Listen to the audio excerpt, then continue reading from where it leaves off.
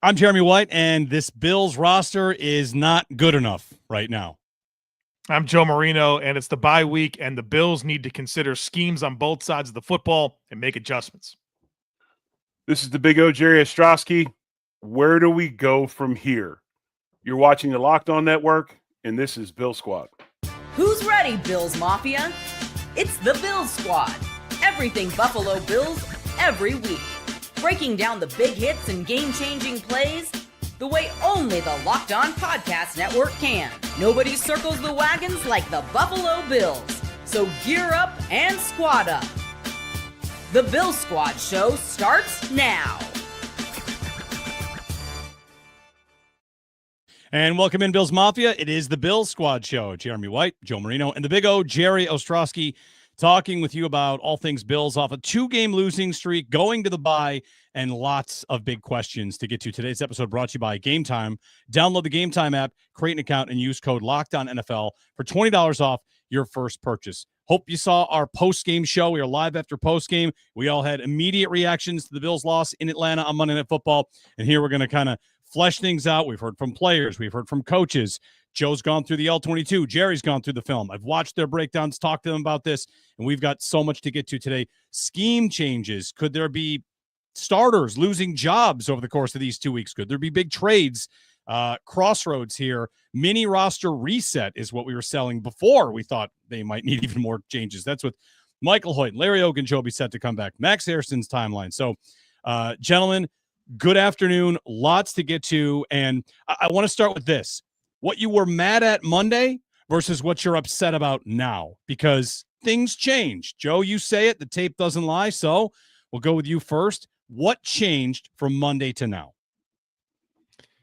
Well, I've watched the tape. That's the big new piece of information. So I feel like I have more clarity. And the big thing with me and watching the tape is that I feel like it allows us to be frustrated at the right things. And I don't think you can possibly put it all together from one spin through a live watch on a broadcast. And so I guess I feel better having done that, but I guess I come away from the film study with questions about some schematic elements offensively and defensively that I just don't know are going to be the formula for this Bills team to have success. And I think I've come away pretty frustrated defensively with the spot drop zone coverage and how it's just creating free access for opposing quarterbacks. And offensively, I find myself frustrated with Joe Brady and 2 weeks in a row not deploying his personnel in the most effective ways to attack the defense. And so I guess the good news about that is some of that is fixable, right? Because I think it's just choices with how you play. But obviously, I know there's a bigger conversation to be had about, the players that fit within those schemes and where to go from here. So I guess I come away mostly frustrated with some of the schematic elements of this team offensively and defensively. I think I get frustrated on defense where I believe that, we are wasting some pretty good defensive line performances. I watched this group and they were much maligned a year ago. They've gotten better. They've brought assets in to get better. Players are getting better. Coaching is better. And that group is playing at a very good clip, I believe. Now, every group has a mistake here and there. But I get frustrated that the back end isn't backing up what the front end is doing, and now they're lumped in with a lot of the criticisms, which is understandable. But when you really look at the film, you kind of see what some of the special things that defensive line are doing, especially with the additions of Joey Bosa and the emergence of fourth-round rookie Deion Walker. And what gets me fired up about Deion is he's progressively gotten better every week, which is what you want to see out of your rookies. Offensively, I get really frustrated with our utilization of our protection schemes against other teams' pressure rates. We're insisted upon limiting what we do in pass protection. We don't like to keep backs in. We will, but we don't. And we don't seem to change up our protection schemes very much up front to where we're basically a 5-on-5 team. And Josh, you need to figure it out. And when you play teams that are young, aggressive, and athletic, even sometimes it's hard for Superman to get out of these situations. And that's frustrating to me because I feel that group is incredibly talented up front. And we're not doing anything to help them in these situations where teams are just bringing the house and basically saying, we know what they're going to do. They're not going to switch protection up. We know exactly where we need to run our pressures, and we're going to get home. And over time, even Josh Allen gets a little bit stir crazy or a little bit gun shy with having people in his face, and then he turns down easy completions that he should be throwing the ball because he's just unsure of himself because he doesn't know. And those areas to me are very concerning. And then the other one would be utilization of James Cook, and I'm sure we're going to get into that today at length. Yeah, Jerry, I think Jerry makes some really, really good points there. If I could just expand on a couple of them, the defensive line, I think it's a great call out. I've really enjoyed the defensive line of late. And when you look at it through the lens of, man, you're playing with practice squad defensive tackles.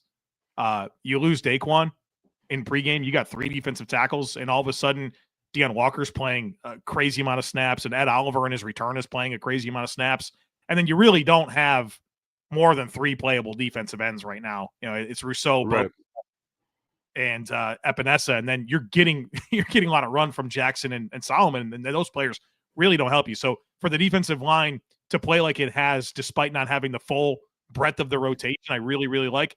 And yeah, these overload front pressures, they're killing the team, man. And it's what lost them the AFC Championship game, right? Josh couldn't get the throw out; they overload one side, and it's a weakness right now. It's a wart, and I think so much of that plan is, all right, Josh. We know you can handle it. We're going to give you the most eligibles we can. Figure it out. And yeah, that's tough. That's a tough way to live. One of the ways it is showing up, I saw the stat from Joe DiBiase in the morning, does show with me. He mentioned that pressure to sack ratio on blitzes. So Allen is getting blitzed this year. Yep. The Falcons did it a lot. We've seen a couple other teams really throw pressure. Basically, the percentage of time he's blitzed and sacked has doubled. So blitz, you get pressure, you get him on the ground 10% of the time, most of his career. This year, that's up 22%. Is that Joe Brady? Is that too much faith in Josh? Like everybody's got faith in Josh, right? There's no doubt about that. The question is, when does a coordinator, a team, a franchise start to lean too heavily on this guy's gifts to get away? Because games like that make it look like that's what they've done. Just speaks to a lack of comfort with finding answers and answers being available is what I think it comes down to. Where, yeah, blitzing, that's normal. Teams blitz quarterbacks. It's about what answers do you have? And they're making a choice when they blitz, right? That's what you have to think about. They're sending extra players at the pocket, which means there's less players in coverage. And so there is an answer every single time. What is it? How do you get to it? And obviously that's, in addition to maybe not being a little bit more deliberate with how they counter pressure schemes with protection schemes, it's the answers being available and Josh Allen getting to it. That's not happening with enough consistency. You know, the league's a copycat league. I say it all the time. And teams are starting to progress defensively and take away the rollout right.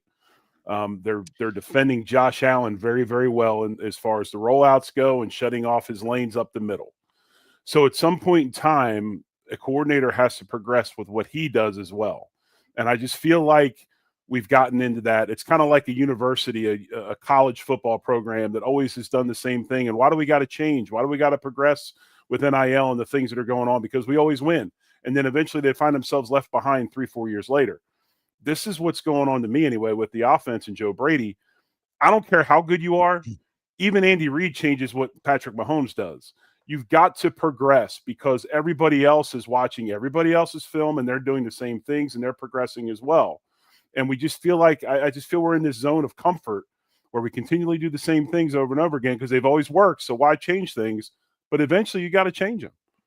Yeah, I think the Bills are very much willing to just rely on their own execution.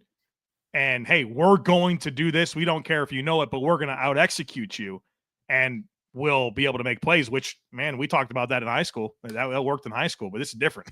It's the National Football League. And I'd like to use one more example that maybe Bills Mafia can understand. The end days of the K-gun came because a defense coordinator at the Pittsburgh Steelers figured out what his own blitz would do to the K-gun. Because the K-gun was very, very simple. Andre Reed lined up. He looked inside. If they brought 2, he cut his route off. Jim hit the route. Well, now all of a sudden you bring 2, but you go ahead and drop a defensive end in that slant lane, takes that quick throw to Dre away. They bring the sim pressure on the backside because they drop those two. He drops the king. They bring the sim pressure on the other side, and Jim gets sacked. And then everybody in the league started doing it, and it kind of led towards the end of the K gun. You've got to progress, and if you don't progress, you die on the vine. Let's talk about Brady here. Like, the idea has this been trending this way, guys, as you've been watching their offense? Maybe Bills fans would see it as they're getting away with a couple things. Maybe they're fortunate. They don't look sharp, but Allen kind of makes things happen. He goes hero mode. Have you seen, I don't know, less window dressing, fewer novel concepts? And it really is on Brady here, kind of at a crossroads, to show he's got more layers he can add in.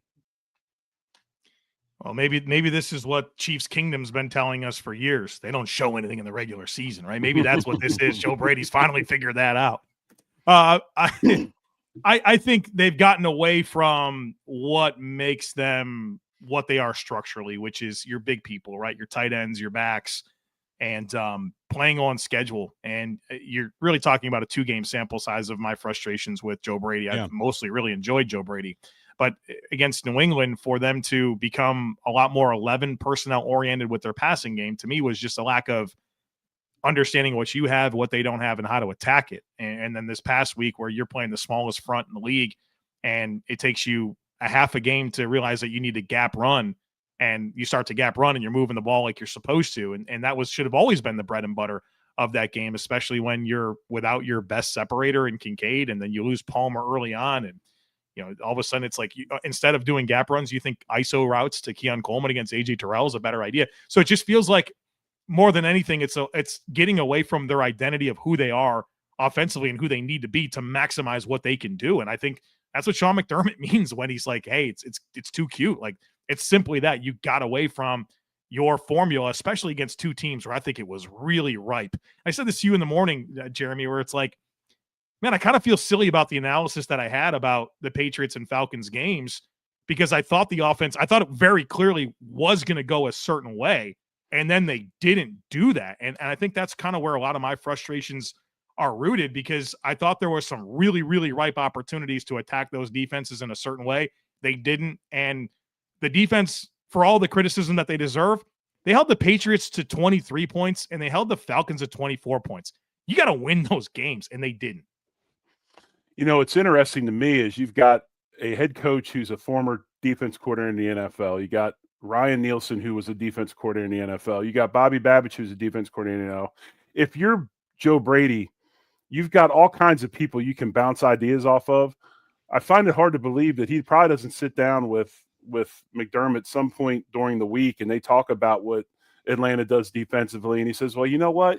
You ought to do this because, it works against this and things like that.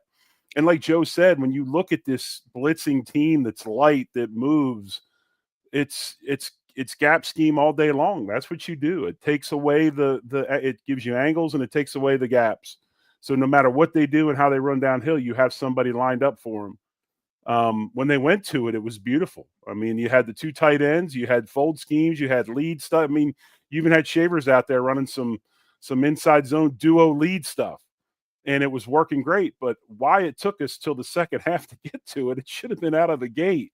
And then mix in your outside zone, mix in some inside zone. We haven't seen them run dart very much this year, which is the old single tackle trap plays that they've run, which is another good gap scheme play to run against a team like the Falcons. So, I mean, there's just things like that I don't understand. And it's almost like over these last couple of weeks, maybe they've gotten into a silo where they think that they've got all the answers and we've got Josh Allen and we can do what we want to do. We're going to be successful. And it's just not that way in the league, man. It's not that way.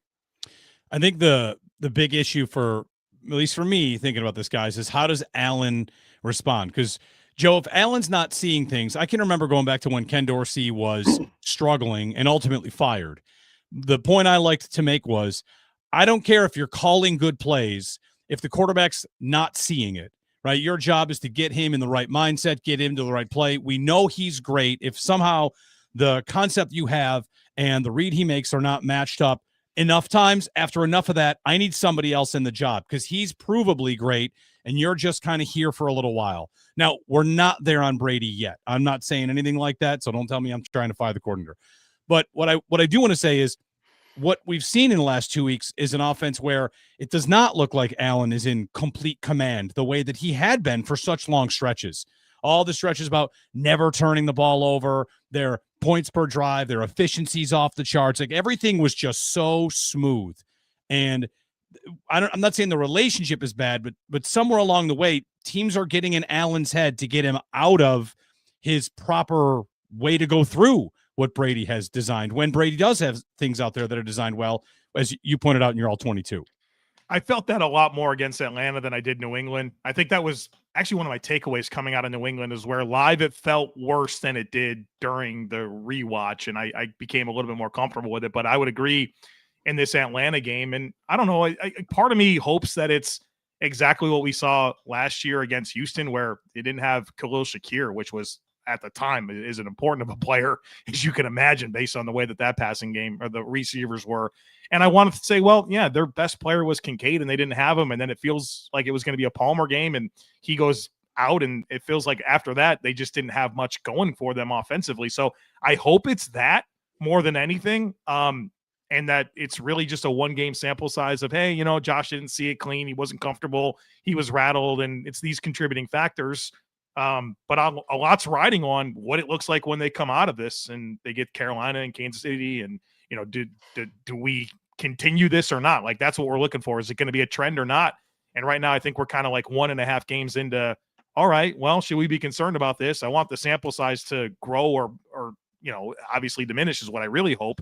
But I think we got to let it play out a little bit, but it's obviously a troubling game. And I don't know. You kind of wonder, like, Josh has never been super good on Monday Night Football. Like, his goofiest games have been Monday Night Football. And I know that I think he's sub 500 now, 5-6. Yeah. It's some of his worst games that you'll ever watch. Josh Allen on Monday Night Football. Jets, right? Some of these other games. This might be one of the corniest things I've ever said, but I'm going to say it anyways. So here you go.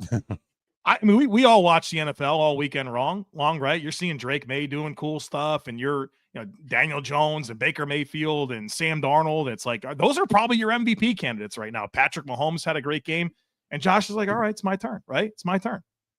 Doesn't play right. I don't know. I think it's a lot more Joe Brady than anything, but I do wonder. I thought about that with Josh on Monday night against Aaron Rodgers in that Jets game where, Rodgers goes down and the Bills lose, and Allen played probably the worst game of his career. And you're like, well, was that the night for you where it's like, all right, baby, the world's watching and I got to go do it, right? And he doesn't do that in the playoffs. Like Josh always, and I always am nervous that he's going to do that in the playoffs, and he didn't. But I just wonder, like, did he want to make it one of those Josh Allen games and kind of forced it and got away from some of the fundamentals that's made this offense good since Joe Brady took it over? I kind of want to take my time on this because I want this to come out correct, and it kind of gets a little bit into what you just had to say, Joe. It wasn't what was concerning to me when you talk about the pressures and the sacks. You see quarterbacks that aren't seeing it, and they sit back there, pat the ball, then they get taken down, and there's guys open. The thing that concerned me about this game, and Joe brings it up in his all-22 review, I saw it on film. I'm sure you saw it, Jeremy. It was the predetermined mindset of, as soon as he got the snap, fake, I'm going to go, leaving clean pockets. And I almost feel like this 2-game stretch this season, I think, and I don't know, maybe I'm wrong, and you correct me, but I just feel it feels different. We've always expected Super Bowl. This year, there's been a message throughout the fan base and the country that's been different. It's been Super Bowl or bust for the Bills. They're going to go to the Super Bowl. This is the team. This is time. And when you get into these tough situations where, yeah, I want to go make a big play, but my outlet pass or my easy completion is there and I turn it down, I think a little bit of this is him pressing and trying to go back into what Joe just had to say about make the big play. This is going to be one of those Josh Allen type games where he wins it on his own, instead of staying within the offense of what's there and completing the balls that he should be completing, even if it is for 6 to 8 yards. They're there, right? And I just think in these last 2 games with the situation at hand, and they were struggling a little bit, he kind of flipped the switch, and maybe, just a little bit of this Super Bowl pressure creeped in to where it got him to kind of revert back to some of the old stuff he used to do when there was plays there to be made. Now let's face fact. I'm not talking about missing touchdowns 30 yards downfield. I'm talking about hitting the stuff that was there that was short, but still, I think there is some of that. And I kind of agree with what you had to say, Joe, that it was kind of one of those, it's got to be one of those Josh Allen type games when, again, he probably didn't need to do that. Wouldn't be a Bill season if we aren't kind of fighting for Josh's psyche and his mental state. But sure, we do it a lot. We do it a lot. He's a great player, and when he has games like this, where it's kind of like, what's going on up there? But anyway, let's get to James Cook's usage when we get back. Also, scheme changes on the defense. I know, Joe, you want to talk with Jerry about what the Bills did in the first half versus their changes. I want to ask you about 2 potential starters losing their jobs. So it's all coming up. And, of course, drop us a like, a subscribe, give us a comment. Lots more to get to here on the Bill Squad Show. This episode brought to you by FanDuel Sportsbook. That's right, FanDuel Sportsbook, which is a partner here of Locked On. You can, with FanDuel, jump in and take advantage of their offer for new customers. Bet $5, put down $5, and if it hits, you get $300 in bonus bets to use across the app. So if you like FanDuel for hockey, for soccer, for football, throw together a parlay on a couple of games. Had a parlay on the 2 Monday night games just the other night. Whether you're a casual fan or love diving into the stats, FanDuel makes the game day experience that much better because you can get a little invested in one of these games. Throw a 1 touchdown per game for 4 different game parlay together. I did that with lead backs and hit that a couple weeks ago. Just something to do. So what are you waiting for? Visit FanDuel.com, download the FanDuel app today, and get started. All right, back here on the Locked On Bills channel and the Bill Squad Show. Before we get to the defense, the James Cook usage conversation is a big one. It probably started in the AFC Championship game. Where's James Cook? And now we've seen it a couple times this year, including this game against Atlanta, where he's just not getting touches late in the game. He's not getting enough touches. He has, if nothing else, in the first 4 weeks of the season, guys, established himself as good enough to now be worthy of, hey, Josh Allen needs to give the ball to the running back more, which we fought for a long time. And Cook has ascended to that level. So, Jerry, frustration on Cook not getting enough. I want to add this. The passing game, he's disappeared from the passing game. The running backs overall have disappeared from this passing game, and that's something that's missing from this team as well. But you want to see more Cook. I do, and I think Chris Brown on your show today made some great points. I think Chris Brown talking about, you got to look at James Cook as not just the best running back on this team. He is one of the elite playmakers on this team. Why not use him in situations where he lines up in the backfield, put him at receiver, have 2 running backs in the game at the same time? I don't care if you have Ty Johnson in. Have James Cook out there as well. I think he's being underutilized. He is a very good route runner. We need to get off of our high horse about a couple of drops, early in his career and get him involved. So here's the thing to me as well that I don't understand is we talk about and we pound home the fact that he's not a good pass protector. Well, the way we run protection doesn't matter. Doesn't matter. Doesn't matter. Okay, so let's get his rear end in the game so he can go make some plays and catch some passes. And I'm not just talking run the standard tailback wheel out of the backfield, which they kind of ran a mesh rail, whatever they call it. All over they it did again, that. They did it again, and it was kind of we've seen that one a million times. They need to get him involved, and don't keep telling me he can't be out there on third down because of pass protection, because we don't really utilize our backs in pass protection very much as it is. So, yes, he is underutilized, and you're paying that guy. I said it the other night, the 3 best people on the team offensively, I look at him as, Allen, Cook, maybe the offensive line group, maybe Kincaid, whatever, but that guy sits over there and watches in big situations, and it doesn't make sense to me. Yeah, we know the reason why. It was 30 snaps for James and 24 for Ty Johnson, and the reason is, I'm not saying I agree with the reason. The reason is because it's a blitz aggressive Falcons team, right? They blitz Josh Allen 60% of dropbacks, number 1 blitz rate in the league, and so that's a game where the Bills choose to have Ty Johnson have some more snaps. And to your point, yeah, I mean, if you were actually going to use that a little bit more frequently to pass pro, then you would understand it. But I think there is a missed opportunity to involve James Cook more in the passing game. He's so far this year, he's had 5 passing snaps from the slot, 2 from out wide. And when they do ask him to run a route, it's mesh rail every single time. Yes. And it's the primary, and it's very rarely a situation where that's going to declare itself as open for Josh to take it. And honestly, it's not very frequently open because that's an easy angle for the backer, right? Like, and it's pretty much a very predictable route. You need to get him on some in cuts. You need to get him on some more traditional route running that he's always had. It's always been part of the menu for James. And so, yeah, I think it's a huge missed opportunity. And they don't use the backs to pass pro that much anyway. So get him out there. I'm gonna show my Madden knowledge over the years. Have James Cook run a couple Texas routes. Yes, yes, right. It's not guardable. I mean, it's a nightmare for a linebacker. You can't be right. It's just find leverage and run to space. Yeah, Texas routes. Absolutely. But again, that's actually drawing up some concept routes to get guys open. We went, like I said, we've had one coordinator where all it was concept single receiver routes to the everybody eats model. Be nice to kind of have a little mesh in between the two. Yeah. How different as we shift gears to the defense? It's a bye week. We'll see what happens. They're making their roster moves. They have roster exemptions on Hoyt and Ogunjobi. So this is something that they basically get a little bit of time to play with until Hoyt and Ogunjobi count on the roster. But by the time we get to the Carolina game, guys, we'll talk a couple times between now and then on this show. How different could this Bills defense reasonably be? And how different should it be from where it's been? Because 6 games into the season, these last 2, they were respectably good. But, I mean, they're getting beat for very, very big plays. And whenever teams seem to need it, they're getting what they need. So how different could it be? Well, the Bills have 50 on the roster right now. So they have 3 open spots. You figure 2 of those go to Hoyt and Ogunjobi, and then I'll be curious to see what else happens. So I guess the whole where do you find the spot, that's already been taken care of with TJ Sanders and DeMar Hamlin going to IR, and then they released Jimmy Charlo. So you have 3 spots, and you kind of figure where 2 of those are going. So I think that does create a material difference in your defensive line rotation, where I think Hoyt's your ticket to not having to play Jackson or Solomon and getting Bosa to the snap volume that you need him to be.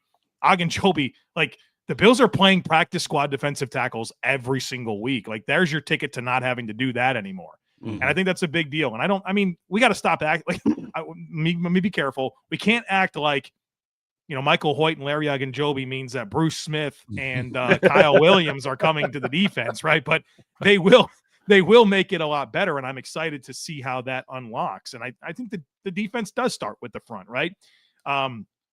So I'm excited about that, but I'm very curious about the rest of it. I think there's a huge conversation to have about Shaq Thompson, and I think he's clearly been your best linebacker, and I think he's probably your best Mike linebacker specifically. The team loves Terrell Bernard. Can they play him as the weak side backer? I would hope so. I don't know if that's something they're thinking about. I hope it is, but I think you got to figure out how Shaq Thompson's a 100% of snaps player over Milano, over Dorian Williams, and to me, over Bernard, although I don't think the team would agree with that.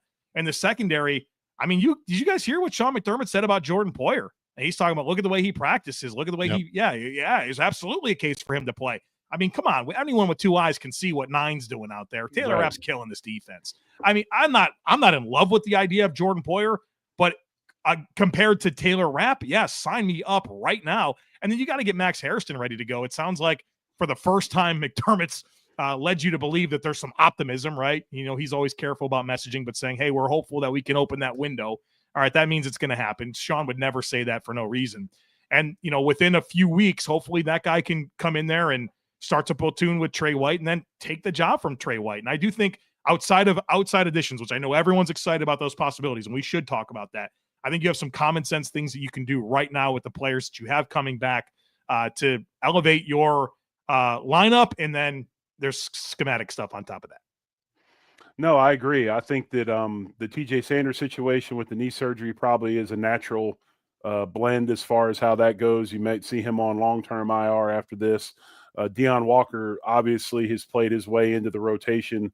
It's probably, you bring back Ogunjobi, and unless you have injuries, we probably won't see Jordan Phillips anymore. He'll stay down.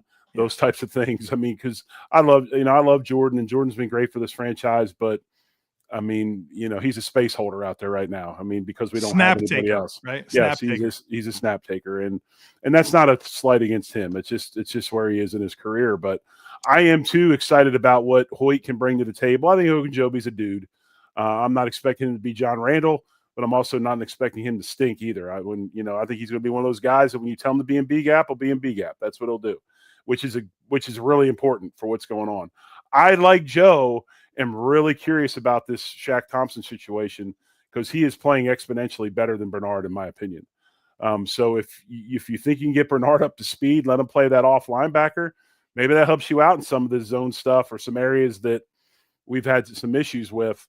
But they definitely have to get that whole thing cleared up because the mesh between the secondary and the linebackers and the zone drops and all of that is just – it's not very good. Well, on the zone drops, and Joe, you've talked about this. You laid it out in your all 22. The question I have is, like, for the person that's not the film honk, is it a more passive way to play defense, basically, what the Bills were doing?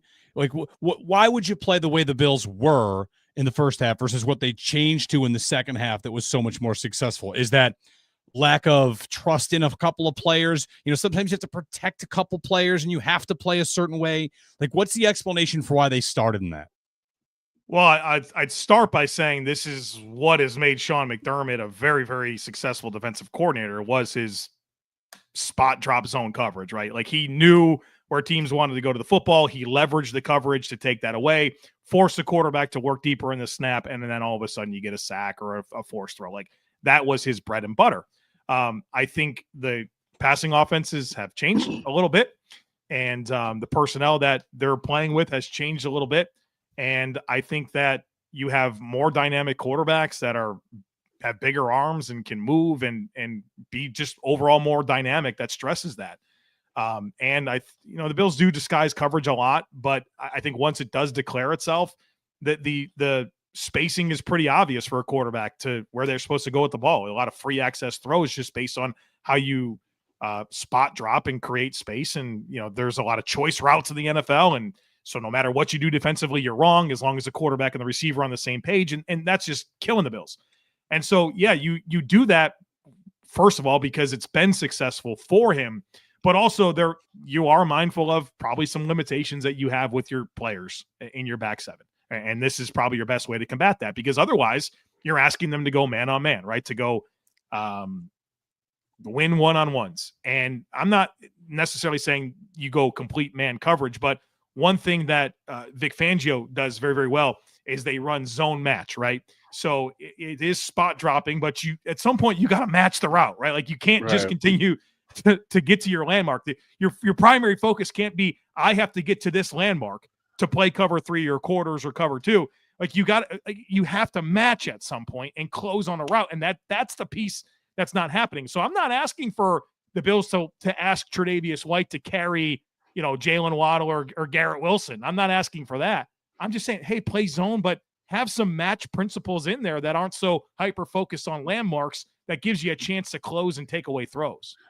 This is what I was going to get into, what Joe just talked about so eloquently. But, football's hard, but it's not easy.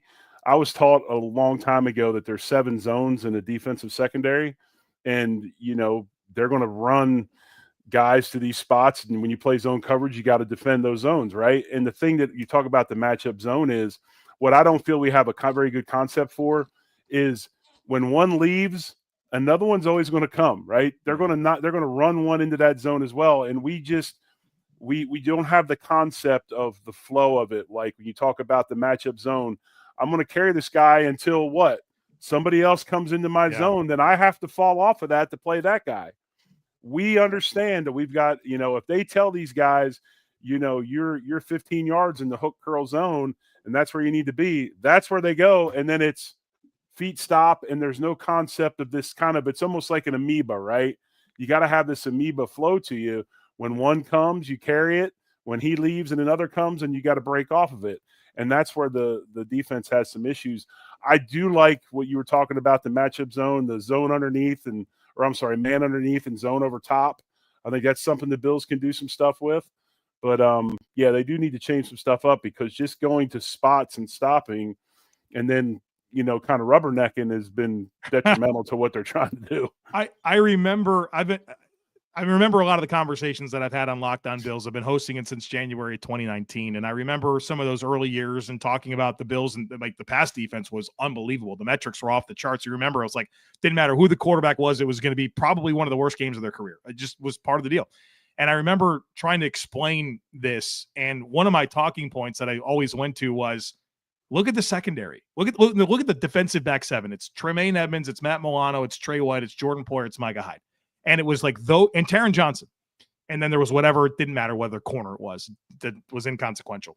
But the point that I always made was these guys have spaced the field together for like, at some point it was 3, 4, 5 years. Like they were so repped with these spot drops. And so it ain't that, guys. It's not that anymore. Those guys are not, they're not repped like that. In fact, there's been so many moving parts and young players. And so it's not as cohesive. You used to watch those coverage shells and boy, it was the toast of the league to people who watch tape. It's like, man, the way that they disguise intentions, the way that this secondary moves, it's on a string, it's all together. It's perfect. Right. And well, as those players aged out or declined or moved on, it's a new group, and it's not nearly the same level of cohesion as it used to be. It's a lot like offensive line play.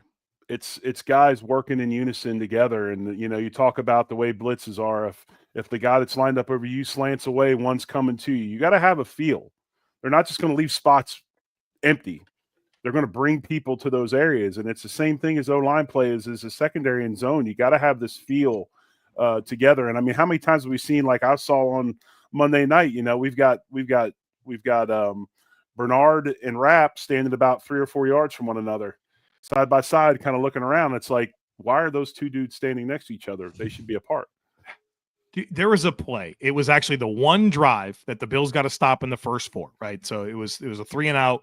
And the play that I want to specifically talk about, Greg Rousseau actually made a tackle for loss. It's a pass play. But if you watch this play, it's a bad throw by Penix, but I think it's Taylor Rapp over top of Drake London. And Drake London stops. He stops. He literally just turns and stops and waits for the ball. Taylor Rapp is sinking in coverage because he's so focused on getting to the spot. It's like, no, dude, you got to close on that. Now, fortunately, it's a bad throw and Rousseau's over there and he's able to make the tackle. But it's like, to me, that was such a sign of you're just a friggin' robot right now. Like you are not playing with any vision, instincts, feel, nothing. You know that this is the play call and this is the landmark that you have to get to, and you're not playing. You're just getting to landmarks, and it's just creating, like I said, free access for these quarterbacks. And it's kind of what's frustrating about Trey White is he understands it. He just doesn't have the body to do it right now. The ball is in the air, and he's still going backwards, Jerry. Yeah. I know. I got just a quick follow-up. Rapp's been a nice player for them before, right? Like we talked about many times the value of his physical presence back there. He likes to hit hard. Have you seen this before? Is his head just spinning? Have there been changes made where he's just not in it? Like, what's the explanation? Who's the pitcher in baseball? Is it Rick Ankiel? All of a sudden, the guy just couldn't throw strikes. Yeah. I don't know. I made some of that. That's all I can think of. The guy had a concussion last year. He had a back and hip injury that cost him the AFC Championship game. Like, I don't know. Like, maybe he just legitimately has the yips. Yeah. I was the biggest Taylor Rapp cheerleader there is, and I don't know what has happened. He's made it indefensible. Right. Yeah. When we get back, let's talk some trade deadline targets if they're going to make a move at the deadline, which is November 4th. Also, the lulls, because a lot of Bills fans want to say it's just the usual lull, which might be right. So that's coming up here on the Bill Squad Show. I'm Cody Rourke from Locked On Broncos, and this episode is brought to you by Peloton. Peloton is shaping the future of fitness with the brand new Peloton Cross-Training Tread Plus, powered by Peloton IQ. This is Peloton's most advanced equipment yet, giving you real-time guidance and endless ways to move, whether you're running, lifting, or you're cross-training with your favorite instructors like Alex Toussaint. It's training reimagined to make your workout more personal. Peloton is built for breakthroughs with features that help you plan, stay motivated, and hit peak performance. You can let yourself run, lift, flex, and go, while Peloton handles all the rest. Plus, Peloton IQ provides real-time strength coaching, tracking your progress and suggesting weights that challenge you so you can get stronger. Plus, the new movement tracking camera, it counts your reps and corrects your form in real time, making sure every rep is safer and smarter. So let yourself run, lift, flex, push, and go. Explore the new Peloton cross-training Tread Plus at onepeloton.com. Back here on the Bill Squad Show, Jeremy White, Joe Marino, and Jerry Ostroski. And we're going to talk some trade deadline targets and the lulls here that the Bills go through.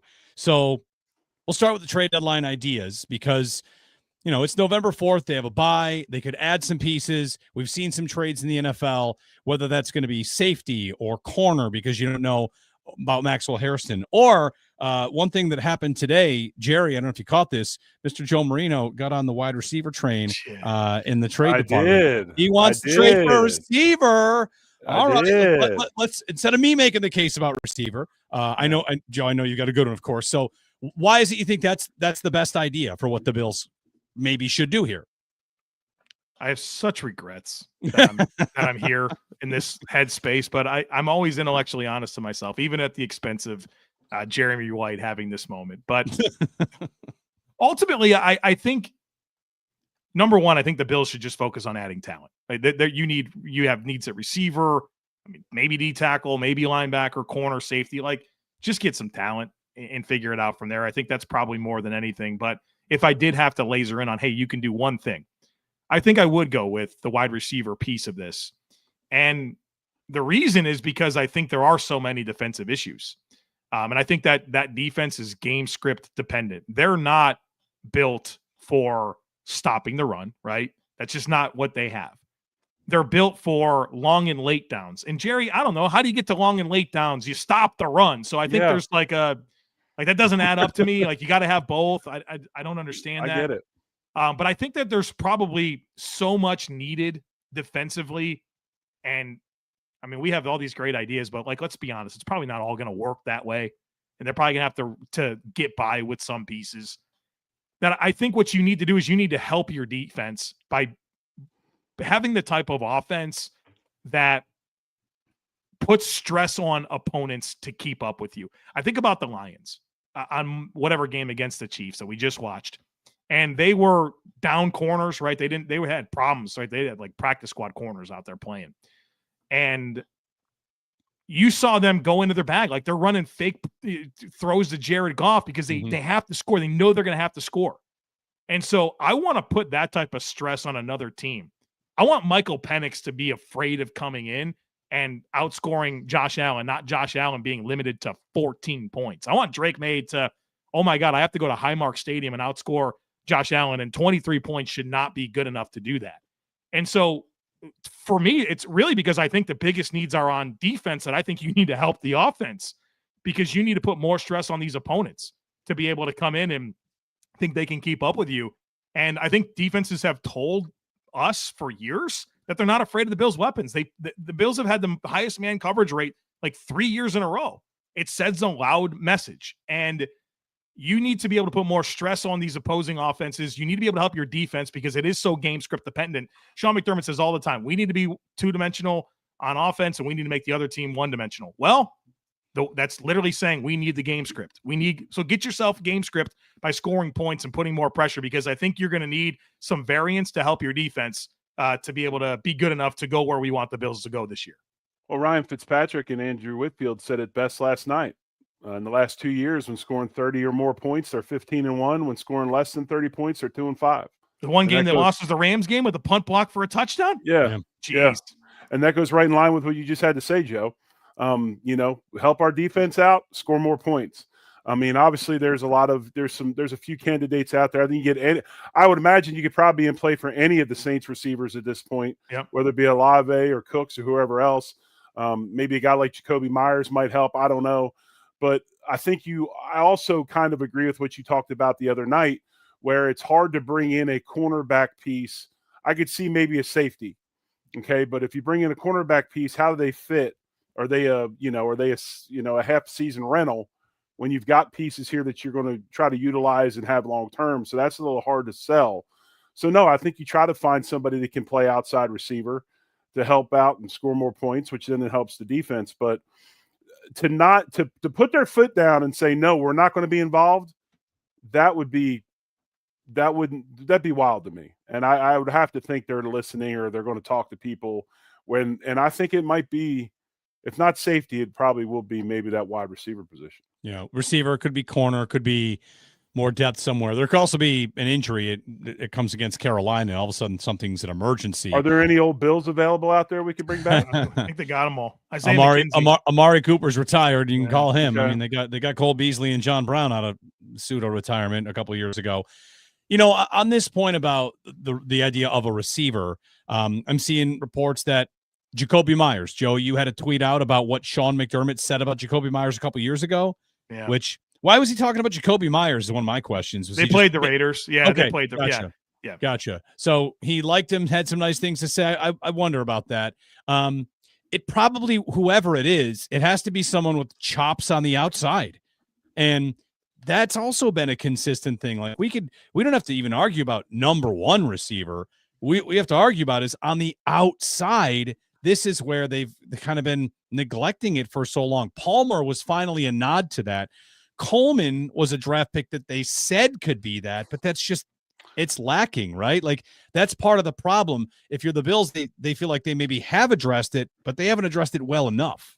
I think Palmer becomes even more valuable if you have somebody on the outside, like you said, that's got some chops and can stress the defense athletically, because Palmer's route running is so damn good. Legit. You get somebody to stress the defensive secondary and the way he can find space, and then you have Kincaid behind it. You've got three pieces right there that would be pretty good right off the bat. I think Palmer fits in really well with a guy that can go because of the way he plays. Man, I hate to say it, those 2 receptions he had the other night were as good as you've seen in a long time. I don't know if it's because we're so wide receiver. You've seen a lot of targets to Keon Coleman the last few weeks, Jerry. That's what that is. I don't know if we're so, impoverished that when you see it, you're like, oh my gosh, like water in the desert, right? But no, I think he'd be a great compliment to somebody outside that can stress the defense. We know that Brandon Beane prefers to trade for players that are not on expiring contracts, right? If he's going to give something, he wants at least that next year. I don't know. The sirens go off to me when we talk Chris Olave. The Saints, I think, would be – is he hurt right now? Well, he's had his concussion issues. He's got a big concussion history, but he's been healthy this year, and he's been pretty good. At one point, he came into the Bills game as the most targeted receiver in football, so they've been throwing him the ball. Well, and so he's on the hook for the last year of his rookie deal, and then they've already picked up the 5th-year option, so it's $15.5 million next year. So you would get 2 years of the player. He's 25 years old. I mean, this is legit speed, a legit vertical threat, and I don't know. If it's me, Palmer is taking the Keon Coleman role. You're going to put Chris Olave out there as your Z, Shakir in the slot, and then you have Kincaid. I like the makeup of that so much more, and that gives you a field stretcher. You just have they ever had it with Josh Allen? Like I guess John Brown would be the best field stretcher that they ever had. But I want to say something though. I don't totally blame Keon. I blame Brady for how he's trying to use Keon more than just Keon. Now, Keon's had his moments. Of course. Yeah, you know what I'm saying. Yeah, that's a fair call out, Jerry. I think Keon has a certain type of skill set, and it's not his fault what he's being asked to do that's maybe not his strength. I 100% agree with that, but ultimately this is the receiver that's on the field the most for the Bills. Right, and what they're having him do is kind of like taking me and saying you're going to run the 4th leg in the 4x1. I mean, it doesn't work. Now they really believe in his ability to win back shoulder throws. They really believe in it because there is a couple times per game where that is the plan. And let me read blows my mind. Let me see. You guys talk. Let me see if I can find this real quick. Go ahead. Well, trade candidates in this department. Olave, Shaheed. I saw a report the Patriots are looking for receiver. The Steelers are looking for receiver. And Olave is probably a 1st-round pick, right? If you're going to make you think a 1? Metcalf didn't go for a 1. I think that's a 2. Okay, a 2. But the problem you can run into is if it's a 2, the Bills are generally a late 2. And if another team offers up a 2, all of a sudden, like you're in a bidding war with all these other teams. The thing I wonder about with Olave, and this kind of gets to the point about, all these years I've wanted them to draft one. It's just so expensive. The position is so expensive. Amari Cooper on an expiring contract was a 3rd. Yeah. Here's Olave for 2 years. Like Devontae Adams was a 2. He could still play. He wasn't 25, That's why I wonder about the age or the price for an Olave who's good, and he's about to get probably paid. I'd love the idea of Olave. Ayuk would have been this idea before he got extended. Now he's kind of lost in the injury netherworld, so who knows what's going to happen there. He is great if he's healthy, but I just don't know if the answers are coming there. The answer might be Palmer if he can get back on the field, because he was pretty good, and this receiving core was not great, but maybe they could get by with it. Jeremy, is this a little like, I hate to go here, but I think we have to. Brandon Beane would have to swallow his pride to do this, man. Like you might be responsible for the Bills not trading for a receiver. Well, maybe. I don't know. Like I do think about that. Back April 28th, the fateful day when he talked on WGR with me and Joe about the draft, and he got defensive and he got mad. As soon as it was over, a lot of people said a lot of things. We argued about the receivers. They then signed Elijah Moore. But one of the first things I thought was that it was a mistake to do that, just because it was like any player going on TikTok before the game talking trash about the opponent. Like, oh, okay, now we're looking at you. Like, he really put a spotlight on himself about this position in a way that he didn't have to. And I always thought it was a little bit out of character, because he doesn't do that kind of thing, which is maybe why it made big headlines. So listen, if he wouldn't do it because he's afraid of taking the L, then that's bad news, and he shouldn't have the job. You got to take the L. And he's been good about that. He's been good. He stood in front of a microphone and said, I blew the so-and-so draft. That was a mistake that I made. I made this mistake. He's not afraid to do that once in a while. So if it comes down to, hey, I got a freakish, amazing quarterback, a shot at the 1 seed in a Super Bowl window, and I got a good deal on the table for a receiver, I think he's going to do it. Because last year was everybody eats, and 4 games in, we're all yelling receiver, and they did it. They went with Amari Cooper. So I don't think that what happened in April can possibly be a factor if he's, really in this thing, which I've got to think he is. I mean, I would have to think if what happened in April is a factor, then maybe he doesn't need to be in that position. Well, I agree. But come on, human nature guy, Jerry. You talk about human nature all the time. He's a prideful man. It's like I said. Man. It's like I've said before. You guys have kids. You got wives. You understand the situation. You've been out working all day. You come in the house. You get blistered, and you have no idea why it happened. And it's because the kids have been wearing your wife out all day, right? Who knows what my man Beane went through that morning? Maybe somebody was wearing him out about the receiver position. Oh, he's been on a victory tour. He's made every media opportunity he could afterwards to talk about that. That was one thing that also made it different. Like, it was days and days and days, and even into training camp and beyond whatever their Bills blue and red draft coverage. Like, they leaned into it all the way. And it's like, okay, if that's what you want, I mean, I think the league thinks you're not that good at that position. And, could you take that L? I think you have to. Guys, you don't have to ask for opinion. Just watch the way teams play us when we're on offense and they play us defensively. Right. It's anybody can tell that they don't have any respect for the receivers on the field. Well, and the other side of that goes back to what you talked about earlier with Josh Allen and some of the contain efforts that have been really good with protecting, him from rolling right. And then these other teams are doing a really good job of kind of having a mirror player. They're not stressed about that. Like, sure. Yeah, we'll commit some more people to that because we're not afraid of anything you have in terms of route running or down the field. And I think also too, you have to understand this. What would you rather trade? A 6 or 7 yard quarterback scramble or a 30-yard down the field pass? I mean, I'll take the 6-7 yards all day long. Yeah. Guys, I'm looking at a quick plot of a graph I want to show you about. I can't show you, I'm gonna tell you about it. Ian Harditz, fantasy life, and it's quarterback yards per attempt when kept clean and when under pressure. And yards per attempt under pressure this year, Allen is below average. It's really low. Yep. It's really bad. This is always where we live, which is you can't ever be bad with this guy. How could it ever get bad? Lamar Jackson is number 1. Stafford, Wentz, Prescott, Drake May, Daniel Jones, Baker Mayfield, Mahomes, Goff, Darnold, and 10 more guys ahead of him in yards per attempt when under pressure. He's behind Geno Smith on yards per attempt when under pressure. So however they're going to get that right, is that a speed receiver? We historically got the best scramble wide receiver on mothballs right now on the practice squad. We can pull his card and bring him up. He hasn't practiced yet, right? Gabe hasn't practiced yet? No, he Oh, hasn't practiced yet. I thought Gabe, man, I was excited.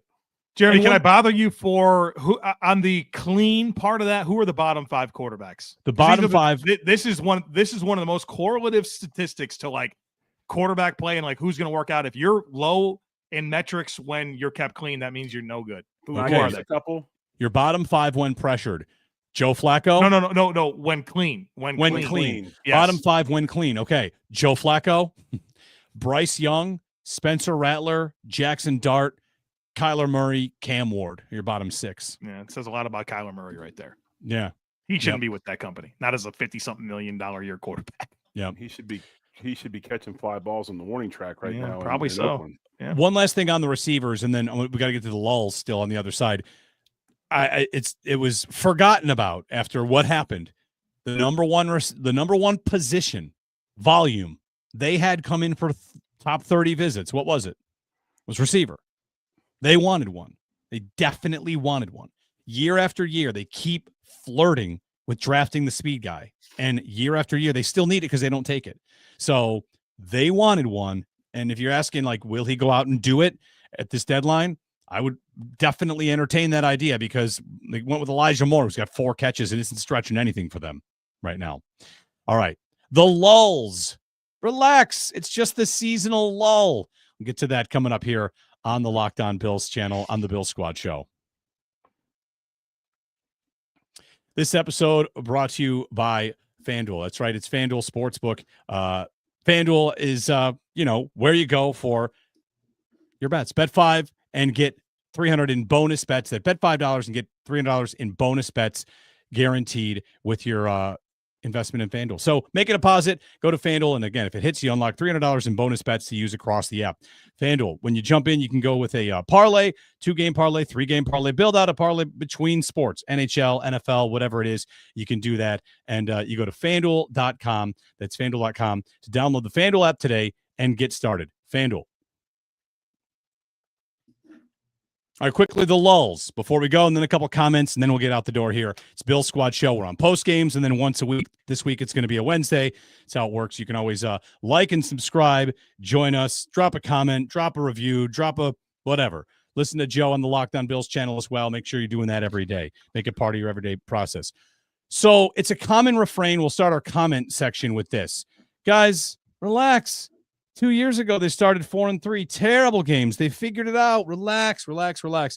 And I think that gets to the root, thanks, Adam, for this comment, of what's fine.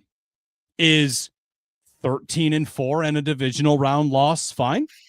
Is 13-4 and an AFC championship game loss fine? Because, okay, it's exactly the same as it was in previous years. Well, what we want is not the exact same result of season. So I feel like we got to be careful there.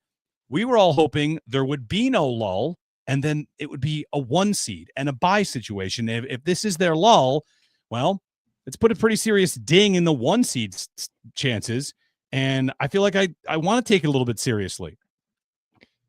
Yeah, I think we should take it seriously. I don't think the 1 seed's out of the picture. I mean, they have 1 conference loss. They have head-to-heads against Kansas City coming up. They get New England again. They'll get Pittsburgh. They're going to obviously need the Colts to lose. I don't know. I'm not going to sit here and act like I think the Colts are going to be the number 1 seed in the AFC. Maybe they will. I don't know. Could you imagine that? If this season ends with the Colts as the number 1 seed? Boy, that'd be tough. It'd be like the year the Titans had it, right? Yeah, I think it's still out in front of them, but they can't have another lull. And I do think that it is concerning to kind of feel like you're watching the same movie again. And part of me worries, though, like, does this team have the stuff? Does this team have the stuff to get out of the lull? Right now, it doesn't feel good, right? Because they lost 2 in a row. I kind of had a little bit more confidence in previous years. I won't lie to you. Definitely. I think that the lull, when you're the team to beat and you're considered the best team in the league, you can't have situations like this. It doesn't sit good. You look at the schedule, you got the Bucs coming up, you got the Chiefs coming up, you got the Steelers who are leading their division, Patriots again, Eagles. This schedule gets harder as the year goes along. We talked about the first 6 games heading into the bye week. You're hoping to have that momentum then go ahead, get your bye week, get your guys back, and make your second push. But you wouldn't expect a lull to happen at this point. I think it's a little bit early. That's why it's concerning to me. And it's also concerning that it's revolved a lot around the quarterback, which also makes this much more interesting than normal. We've already known about defensive deficiencies and things like that. Haven't seen Josh have these types of struggles in a bit. So, yeah, if it was later in the year and there was situations like that, maybe not quite as much, but a team that's supposed to be this good shouldn't have lulls like this. Jerry, you were on the P squad in '93 with the Bills, right? They went 12-4. Were they the 1 seed that year? I know that Houston was also 12-4, but I just wanted to ask you this. You were part of a team that was on a journey to be the 1 seed. Like, what's that like? Do you think about that? Is it just, hey, one game at a time? Like, I'd love to hear from you. No, I think sometimes, and I think people need to realize some of the most miserable seasons you can have as a player are your most successful ones. And it's because of the stress of the moment. You know, you're always stressed out. We're talking about today on the radio, myself and Pat Jones, who used to coach in Miami, and talking about some of the best times as a player. And he's like, you know, when the best time for me was, he goes, it was that drive home after a home win. He goes, that was like the most, I had no stress. There was no relief, and I was driving home, and it was good. And I think that's what people have to look at. You know, it's a lot of work. You got a target on your back, and you got to have a certain type of, you know, disposition, a certain type of leadership. That's one thing I thought we had. And I'm not saying they don't have good leadership now. They do, but we had some dog type leaders like Thurman and Jim. I mean, there was some tough dudes, and that kind of helped you get through as well. But no, it's stress all the time, because every week is that important. You got to stay up 16 straight weeks, and it was hard. One more comment here before we get out. It's about the lulls. It's this same kind of thought. Ask the question again in December. Like the old Patriots and the Chiefs, I think we've entered the first 2 months, our preseason stage of existence. I hope so. Well, that without arguing whether or not that's right, you guys seen Friday Night Lights, right? The movie Friday Night Lights, where Coach is Gary Gaines' his name. Yeah. He goes in the locker room and starts screaming, "You think you got it made? You think you got it made?" I think about that when I hear Bills fans talk about the Bills like they have won a Super Bowl. Like, I'm sorry. You want to say it's like the Patriots and the Chiefs taking the first 2 months off? Like, you actually don't get that benefit of the doubt.